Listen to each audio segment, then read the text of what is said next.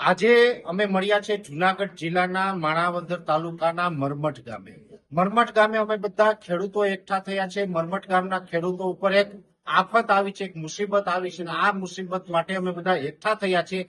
મુસીબત એવી છે કે આમ તો વર્ષોથી જે જેતપુરનું જે કેમિકલનું પાણી છે એ આ તરફ આવે છે ને અનેક ખેડૂતોની હજારો એકર જમીનો છે એ વર્ષોથી ખરાબ કરતું હતું. એમાં વર્ષોથી આ ખેડૂતો પીડાતા હતા. હવે એમાં સમસ્યા એ અત્યારે આવી છે કે હવે એમાં એક યોજના છે, જે કેમિકલનું પાણી છે એ જેતપુરથી લઈને છેક દરિયા સુધી પહોંચાડવાનું છે.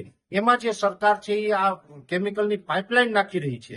તો આ પાઇપલાઇન છે એનો રૂટ અત્યારે જે ચાલી રહ્યો મુજબ લીંબુડા થઈ મરમઠ થઈને અહીંથી પણ આગળ અનેક ગામોમાંથી પસાર થવાની છે, અને એ લાઈન જે પસાર થઈ રહી છે એમાં ઘણા ખેડૂતના ખેતરમાંથી આ લાઈન પસાર કરવાના છે.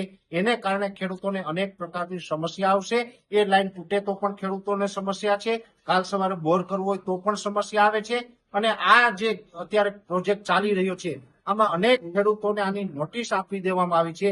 કાગળ ઉપર સર્વે થઈ ગયું છે પણ ખેડૂતોની સહમતિ લેવામાં આવી નથી. જ્યારે આજે મેં પણ મરમઠ ગામની મુલાકાત લીધી ત્યારે ખબર પડી કે સર્વેની વાત કરે છે પણ વાસ્તવમાં ખેડૂતો છે આ સર્વેમાં સહમત નથી. ખેડૂતોની ઈચ્છા એવી છે કે અમારા ખેતરમાંથી આ લાઈન ન નીકળવી જોઈએ. જ્યારે આ ગામ હોય કે અન્ય ગામ હોય અનેક જગ્યાએ નદી તળની જમીનો એમને ખરાબાની પડી છે, ગૌચરની જમીનો ખરાબાની પડી છે.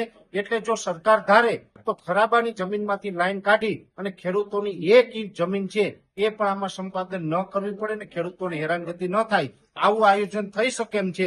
છતાં પણ સરકારે આ નથી કર્યું, અને જો ખેડૂતોના ખેતરમાંથી કાઢી રહી છે લાઈન, તો આ ખેડૂતોનો અત્યારે રોષ છે કે અમે આ ક્યારેય પણ સહન કરવાના નથી.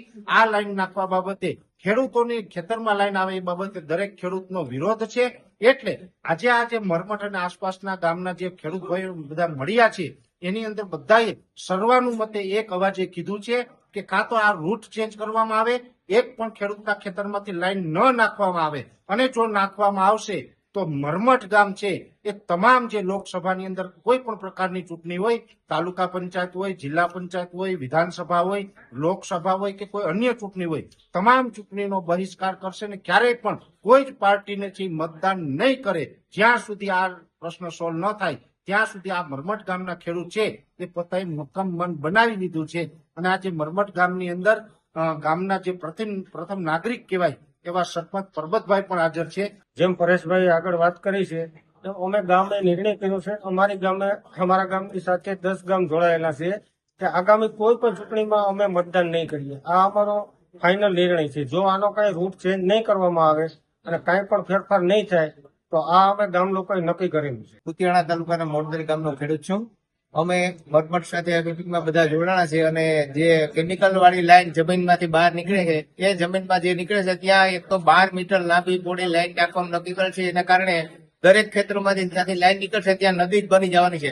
કારણ કે વરસાદી ચોમાસામાં પાણી એટલું બધું આવે છે કે ઘેર ચોમાસાની મોસમ ન લઈ શકતો, અને નાનો એવો એક ખાડો ગાળેલો હોય તો પણ ત્યાં નદી બની જાય છે. તો આ તો 12 મીટર પોળી છે, એટલે અમારા ખેતરોમાં કોઈ હિસાબે અમે લાઈન કાઢવા દેવાના નથી, એ નક્કી કર્યું છે. અને જ્યાં સુધી આનો નિર્ણય નહીં આવે ત્યાં સુધી બધા ગામ મતદાનનો બહિષ્કાર કરશે. જે જેતપુરથી પોરબંદરના દરિયા સુધી આ પ્રદૂષણ નિયંત્રણ બોર્ડ દ્વારા આ દૂષિત પાણી કાઢવા માટેની જે લાઈન નાખવામાં આવે છે એ હજારો ખેડૂતોના ખેતરમાંથી આ લાઈન